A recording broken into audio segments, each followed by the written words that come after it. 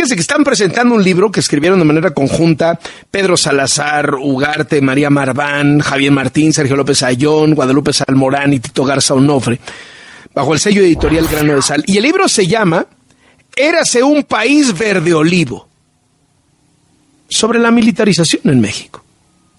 Tengo en la línea al doctor Pedro Salazar Ugarte. Él fue director del Instituto de Investigaciones Jurídicas de la UNAM, es uno de los autores de este libro. Doctor, ¿cómo estás? Muy buenas tardes. Muy bien, Carlos, muchas gracias por la invitación y sobre todo por abrir el espacio para platicar de este libro recién publicado. Mucha gente piensa que pase lo que pase en la elección de junio, no hay marcha atrás a la omnipresencia de los militares en la vida cotidiana de los mexicanos, mucho más allá de las tareas de seguridad, haciendo más de 200 tareas que antes eran de los civiles. ¿Es así? O sea, ¿ya no hay cómo regresar al ejército a sus cuarteles? Déjame decirlo así, no en lo inmediato y va a ser muy difícil en el mediano plazo, porque no solamente, como bien sabemos, han tenido una creciente presencia en el ámbito de las tareas de seguridad pública, que además constitucionalmente no les correspondería, sino que ahora tienen una presencia, como documentamos en el libro, en un capítulo dedicado a eso, pues en una amplísima gama y ámbitos, digamos, de la vida nacional y de la gestión de asuntos públicos que difícilmente se van a poder desandar de un día para otro. Es decir, esta idea del verde olivo en todo el país, pues en realidad lo que intenta transmitir es metafóricamente algo que es una realidad palpable y que es una realidad documentada y que es una realidad creciente, que es la presencia de las Fuerzas Armadas en distintos ámbitos, espacios y áreas estratégicas de la vida pública nacional. De todas las presencias militares, ¿cuál les parece a ustedes la más peligrosa, la más dañina? Sin duda la que tiene que ver con las tareas de seguridad, porque además viene acompañada de un abandono sistemático y ahora sí muy prolongado de la creación y fortalecimiento de policías civiles y de, digamos, agencias de investigación civiles, de fiscalías civiles. Es decir, el proceso de militarización en la vida, digamos, pública, en el área específica de seguridad, ha venido acompañado de un paulatino abandono y descuido de la creación de autoridades civiles capaces de hacer esa tarea. Y en ese sentido, hoy tenemos un escenario que es particularmente preocupante porque tenemos a las Fuerzas Armadas realizando tareas que constitucionalmente no les corresponden, para las que no están entrenadas, que no corresponden a su misión institucional, y al mismo tiempo no tenemos policías capaces de reemplazarlas. Entonces estamos en una encrucijada muy difícil porque lo único que nos queda en este momento es lo que no deberíamos de tener realizando esas tareas en concreto. ¿Cuáles son las áreas que se cuestionan? ¿En dónde sí tendría que estar el ejército y en dónde claramente no?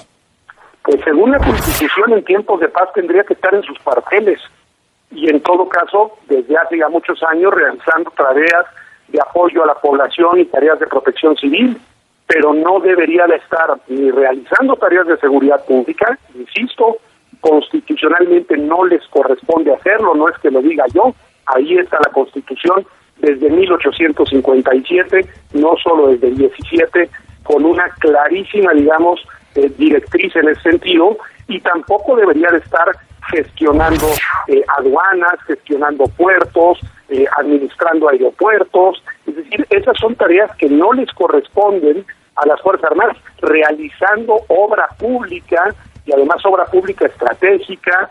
Todo eso no les corresponde según nuestro marco constitucional y sin embargo lo están haciendo y lo están haciendo cada vez más, lo cual además va trazando una tendencia pues no hacia el regreso a los cuarteles, sino hacia la expansión en los distintos ámbitos de la vida pública.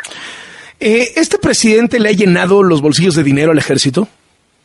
Pues, según lo que nosotros documentamos en el libro, la respuesta es sí.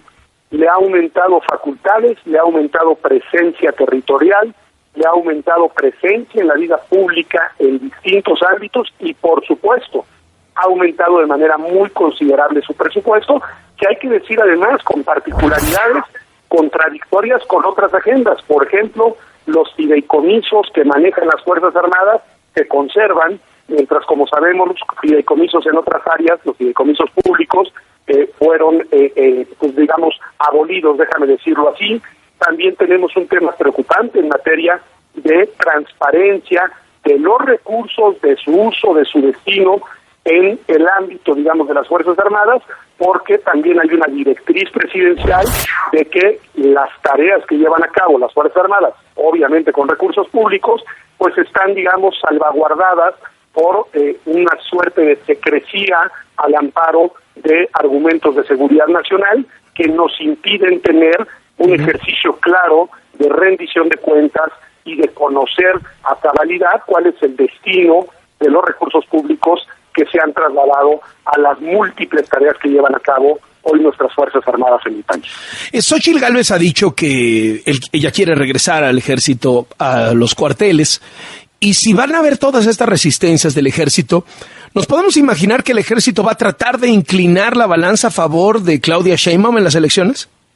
Eso sí no lo sé, es una especulación difícil de argumentar, entre otras razones, Carlos, porque lo que podemos suponer es que al interior de las propias Fuerzas Armadas no hay una sola voz y tampoco hay un consenso probablemente, digamos, amplio sobre si están bien o no haciendo lo que los están poniendo a hacer. Es decir, creo que podemos suponer que también hay un debate al interior de las instituciones armadas del país, que también hay una pluralidad de voces y que no necesariamente todos los actores al interior de nuestras Fuerzas Armadas y entre las instituciones que la conforman están de acuerdo. Y creo que ese es un elemento y un dato a considerar. Lo que sí es un hecho, porque pues digamos es absolutamente documentable, es que el eventual regreso a los cuarteles no se va a dar de un día para otro. Es decir, requerirá de acuerdos, de pactos, pero también de un diseño estratégico de política pública para ir replegando a las Fuerzas Armadas y al mismo tiempo irlas sustituyendo en las tareas que llevan a cabo, lo cual no será sencillo y lo cual, insisto, y creo que es lo más importante, no será inmediato. Ahora, son populares las Fuerzas Armadas. Hay mucha gente que dice, esta es una discusión de las élites, porque en el fondo la gente, sobre todo cuando pasa miedo, quiere al ejército cerca. No se diga a los presidentes municipales y los gobernadores que cada que se les calienta la plaza lo primero que piden es mándenos 200, mándenos 300 soldados. Pues sí, esa es una gran paradoja, porque el tema es que si miramos los números de los distintos índices delictivos, digamos, en el país, sobre todo la tasa de homicidios por 100,000 habitantes, que son, digamos, como se miden las tasas de homicidios, pero también los números de personas desaparecidas, en fin, los rubros de los delitos y de los males que aquejan a la sociedad de manera más sentida, la verdad es que han ido creciendo, han ido aumentando, no han ido disminuyendo. Eso no supone de mi parte una crítica a las Fuerzas Armadas, pero sí supone una fuerte crítica a la estrategia de seguridad nacional, que a veces sí podrá ir en contracorriente de las percepciones ciudadanas, pero en los hechos, en los datos duros, en los números, lo que tenemos es evidencia de un fracaso en la estrategia y en la política de seguridad pública y de seguridad nacional en el país. De hecho, lo que preocupa y nos debe preocupar mucho es el crecimiento de la presencia del crimen organizado en distintos ámbitos de la vida y en distintos espacios del territorio nacional. Eso, bueno, lo que muestra y evidencia es que esta no es la estrategia correcta, que nos estamos equivocando como país y que no es culpa de las Fuerzas Armadas y no las debemos responsabilizar, sino que están realizando una tarea que no es la que les corresponde. A ellas les corresponde salvaguardar la soberanía nacional hacia el interior y hacia el exterior. Esa es su función, digamos, estratégica e importantísima.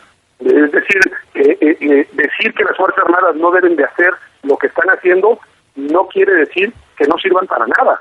Por supuesto que sirven y son importantes, solo que las han llevado a un terreno de acción que no corresponde a su misión institucional. Y los resultados que están dando, pues son resultados deficitarios en temas muy sentidos para la población en nuestro país. Muchísimas gracias por estos minutos para W Radio y muy buenas tardes. Al contrario, Carlos, el libro se presentará el próximo martes a las 7 de la tarde en la Casa Universitaria del Libro. Muchísimas gracias. Bueno, pues ahí lo tienen, Editorial Grano de Sal. El libro se llama Érase un país verde olivo. Escriben Pedro Salazar, María Marván, Javier Martín, Sergio López Ayllón, Guadalupe Salmorán y Tito Garza Onofre.